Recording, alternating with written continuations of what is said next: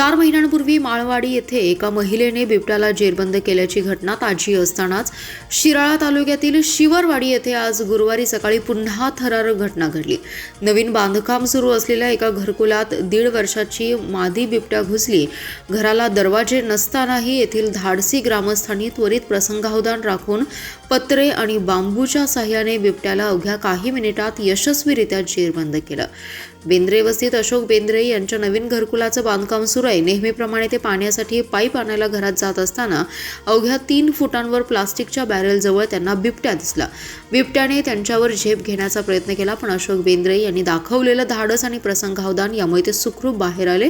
त्यांनी आरडाओरडा करताच अशोक बेंद्रे, सहदेव बेंद्रे, पोपट बेंद्रे, दगडू बेंद्रे, नाथा बेंद्रे आणि आसपासचे नागरिक तात्काळ एकत्र आले। त्यांनी त्वरित हालचाल करत येथे पडलेले पत्रे दरवाजाला लावले आणि त्यांना बांबूचा आधार दिला। अशा प्रकारे कोणताही दरवाजा नसलेल्या या घरात बिबट्याला ग्रामस्थांनी शिताफीने कोंडून टाकलं।